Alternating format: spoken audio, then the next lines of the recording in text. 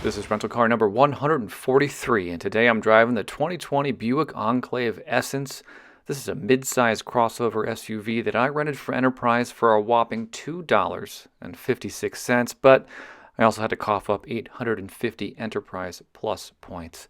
This is an intermediate SUV from Enterprise. That's their classification, and it rents for about $69 a day if you're not using points like me. At least it does in the Chicago suburbs.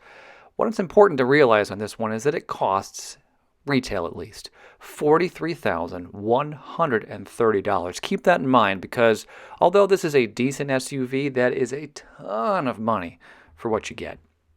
So let's start off by looking under the hood. This is an all-wheel drive vehicle. You get a 3.6-liter V6 engine with a 9-speed automatic transmission, and you get some pretty decent power, 310 horsepower at 6,800 RPMs. Pretty fantastic for an SUV, but your acceleration is just not that great. Maybe it's the size of the vehicle, or maybe it's just that I'm just spoiled from driving a bunch of sports cars lately, but I was not happy with acceleration. And I also wasn't too happy with your MPG. It takes regular unleaded gas, and you get 18 miles per gallon in the city, 25 on the highway with a combined rating of 20. It's just not that great in my opinion. Your fuel cap is located on the driver's side if you're curious, and your your fuel tank, gets 22 gallons. So I want to jump in and just talk about what it's like to drive the Enclave. At low speeds, and I'm talking about handling right now, at low speeds, it's just not that great. I wasn't happy with the turning radius on this vehicle. Now, I test all my cars in the same parking lot, and typically I can do a U-turn in the lot without any problems. But the Enclave is the first vehicle I've had in quite some time that I had to do a 3-point turn instead of a U-turn, and that's just not a good sign for me. At height speeds, handling is pretty good, although I didn't feel entirely comfortable. I'm not suggesting that the car was slipping or anything like that, but I did feel like I needed to let off the accelerator before I went into a turn, which is not true on every SUV I drive. So handling-wise, I wasn't too happy. Acceleration is also just kind of decent. I mean, you get a V6 with 310 horsepower, but from a stop, you are not going to take off like a rocket ship. You're not anywhere near the fastest car on the road, and I was just expecting a little bit more from this vehicle. Now, where it does perform well is when you're already moving. So let's say you're driving down the road at about 30 miles an hour and you need to get up to 50 really quick to pass a vehicle. That's where the V6 is really great. It's super responsive, and when you hit that accelerator, you do get a burst of speed pretty quickly. Another place that I wasn't too happy is cabin noise. And I'm sorry to be so negative, but I gotta be honest with you. At low speeds, it's average. You can hear what's going on outside the vehicle without any problems. It's not to an annoying level, but it's not great. At high speeds is where it gets kind of annoying. You can really hear the wind coming through the cabin, and even though this has adaptive sound, so it's going to increase the volume automatically, despite that, I still had to increase the volume on my podcast so that I could hear what was being said. And in my opinion, that is not a good thing and super disappointing on a vehicle that costs over $40,000. So here's the key fob. I don't know, it's kind of interesting to me. Nothing on the back, right? Just some black plastic. On the front, we have a number of buttons. Unlock, hatch release, remote start, panic button, and then the lock button is actually Buick's logo right here in the center. So you can lock, unlock. I always like to test out the horn when I have the key fob, so let's press the panic button and see what it sounds like.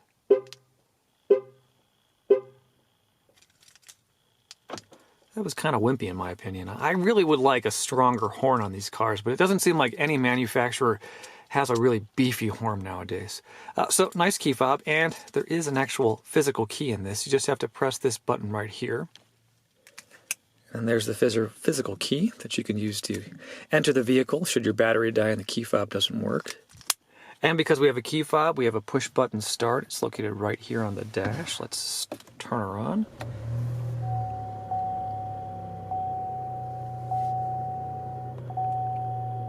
Here is the steering wheel setup. Left-hand side, we have your cruise controls, virtual assistant button, and a button to hang up phone calls. On the right-hand side, we have buttons to adjust the track you're listening to, a directional keypad to interact with the screen, the gauge cluster, and then a volume control right here. You also have paddle shifters on the right and left of the steering wheel, and then 2 stalks that control all the basics. Up top, we have a pretty nice gauge cluster. I do like the accents in blue in the screen. RPMs on the left, fuel gauge, temperature gauge, speedometer right there, and then a decent size screen in the center. It doesn't have a ton of information, but you know, you get the basics. Let me use this directional keypad right here, and we can cycle through a couple of things. If you'll notice on the top, we do have menu buttons. So we're on the home screen right now. Info about the car, and you can do up or down to cycle through that. So things like oil life, tire pressure, air filter life, and some other things, battery voltage, fuel economy. I'm gonna press right or left again, and we're gonna shift over to your music screen that shows what station I have the radio set at. You have a compass in the form of a nav screen. No phone is connected right now, but if there were, it would show you there. And then you have a pretty nice setup screen that allows you to, you know, let me just show you real quick. Homepage options. So you can either select or deselect items that you want to show on the home screen. That's always nice. I love a little bit of customization with these vehicles. Go back to the home screen. That's usually what I've been leaving it on, just to have a nice digital speedometer right there. To the left, we have your standard buttons, window controls, mirror controls, door locks, door latch. Up top, we have your digital parking brake. Digital? Is that the right way to play it? We'll call it an electronic parking brake. Push it to activate. Did you hear that? Push it again to deactivate, and it's telling me I have to step on the brake to deactivate the parking brake. And then a dial to control the headlights. Side view mirrors, decent size, and you do have blindside detection. It's that little icon you see in the upper left-hand corner, and that will illuminate in a yellowish orange color when someone is in your blind spot. You get that same technology on the passenger side as well. So up top we do have a sunroof, just a simple plastic button right here to undo the shade. I do want to point out that this plastic piece right here is what controls things, and it doesn't feel like it's made out of very durable plastic. So I'm guessing that after you do this, maybe 100 times or so, that this piece is going to wear out and you are no longer going to be able to close your sunshade. But you do have a very attractive sunroof. That's always a good thing. Also up here you have a sunglass holder lined in felt. I can close it. Man, it just doesn't want to stay closed. Again, you have like a little plastic latch that closes this. And I just don't know if that's going to be sufficient long term. I think it's going to wear out. But switching back to something positive, also up here you have 3 programmable buttons to connect your garage door openers, buttons to control the sunroof, so you can open it up if you like.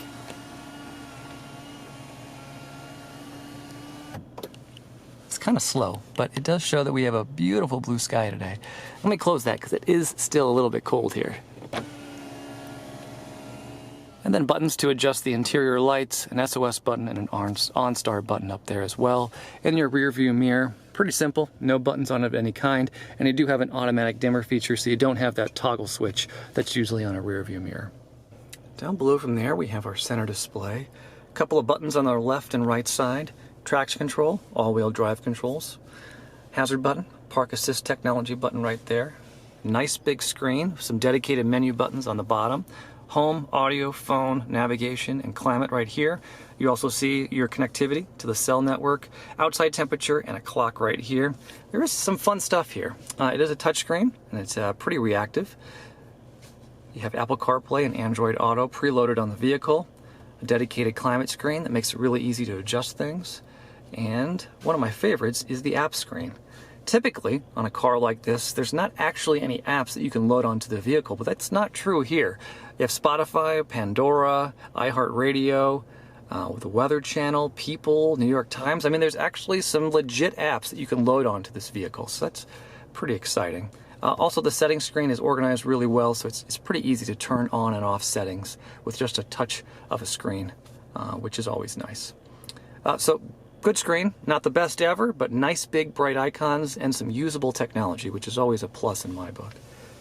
Below there we have dedicated buttons if you do not want to actually press the touchscreen. So a home button, track button, a dial to adjust the volume, and then a back button right here. Below there we have our climate controls, so dials to adjust the temperature along with a digital display to show you what you're setting it at. Heated seat controls right here. Fan buttons, a button to jump directly to the climate screen on the touch screen if you want to, an on-off button, your defroster settings, and then controls for your passengers. So below there we have a memory card slot, 2 USB ports, and an auxiliary jack. You also have a small area right here that's perfect to store a cell phone. Behind there we have 2 cup holders. I'm drinking some green tea right now, and here's the keys. And then this is where things I think get a little bit interesting. This is the gear shift. So to park, you press the P button. That puts it in park.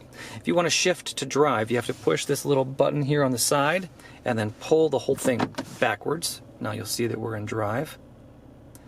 And then if you want to shift it into reverse, you're going to have to push this button on the side again, push it forward, now we're in neutral, and then push it to the left. Now we're in reverse.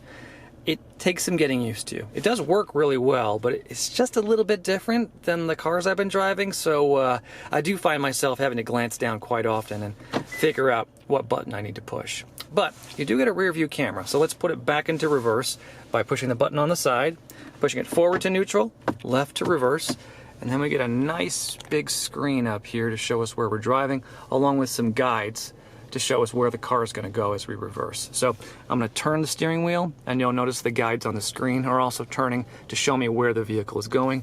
And if you like, you can turn those guides off pretty easily just by pressing that button right there. All right, but I don't want to drive away, so let me put it back into park. Behind there, we have a nice big armrest. Let me open it up, show you what's inside. You got yourself a removable shelf. Always nice to keep it clean. And then a nice big storage area below there that looks like it has a lining that's removable. Again, a nice feature to keep things clean. Let's put the shelf back. Close it up. All right, so I jumped into the passenger side. Here's my tea again, just to take a look back here. Ah, that's good. All right, so pretty decent legroom. Feel pretty comfortable. Notice there is an additional storage area down here, and it has that same removable kind of rubber lining, which is always nice to keep things clean. You also get a glove box. Pretty large. Decent owner's manual. Let's take a look. No shelf or anything, just a nice big storage area that's plenty big to keep your owner's manual, registration materials, and maybe some other things in here. So that's nice. Get your standard controls as well, window controls, door latch, and door lock buttons. Besides that, not a whole lot of amenities for your passenger, but that's okay. All right, I jumped in the back seat. I'm on the passenger side right now, and I pushed that passenger seat back a good distance. And despite that, I still have about 4 to 5 inches of room between my knees and the back of that seat. As you'll notice, there is a pocket right here. This is made out of well, it's a pretty soft leather, but it doesn't have a lot of give, so I don't think you're going to be able to get much back there. And you get that same pocket on the driver's side as well. You do get dedicated climate controls on the back of the center armrest for the front seat passengers, and 2 USB power ports right there. That's always a nice thing. Not a whole lot of other amenities, just some basics. Window controls and door latch. Up top, you do get a handle and a dedicated vent up here on the ceiling, and then dedicated reading lights right here in the center of the vehicle. There's also an additional moonroof right here. Same control as in the front. It's this little plastic piece. You just push it up and it slides open pretty quickly. I am, as I said before, really worried that this piece is going to wear out, but it's what you get, and it's hard to complain about having a second moonroof on a vehicle. And then let's take a look at car seat anchors. So, see the icon right here, and you'll notice the car seat anchor itself is already visible, so that means it'll be really easy to get a car seat right here. You also have armrests that fold down. It's made out of nice material, and this is a nice soft leather, so that should be fairly comfortable. And then we also have a third row seat back here. So let me show you how to climb back here. Pull up on this little control right here. Takes a fair bit of muscle to push it forward. Then you can climb in. Let's pull the seat back in place. So I'm 6 feet tall, kind of long legs, but I fit back here. Not comfortably, but I fit. You'll see I have no room between my knees and the back of that seat.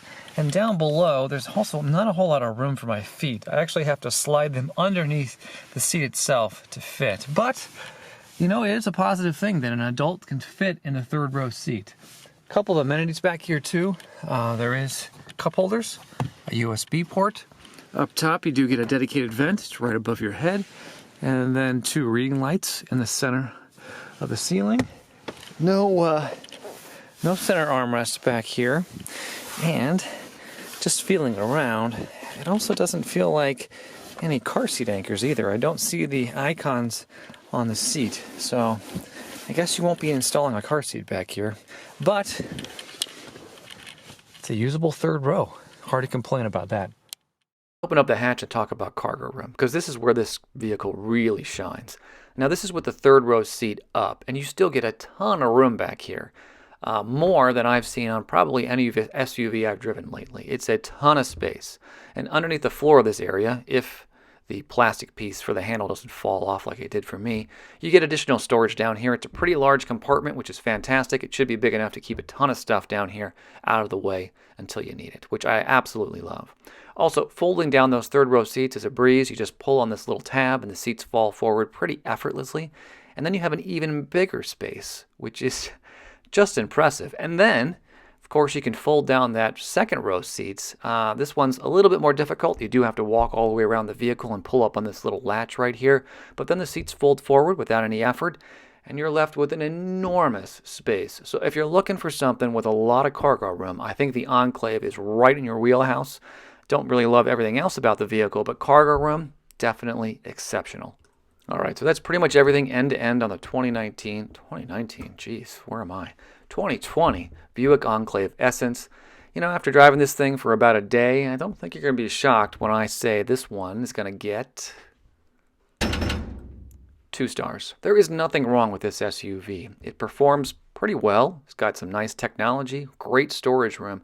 My problem is the price. For over $40,000, I want a much, much better vehicle. And there's much better vehicles out there at that price point. So if it were me, I probably would not buy this vehicle. And if I'm being honest, I probably wouldn't rent it again either. But that's just my opinion. If you think differently, please let me know in the comments below. I'd love to hear from you. Otherwise, thank you so much for watching, and I hope you join me next time when I rent and review my 144th rental car. I'll see you then.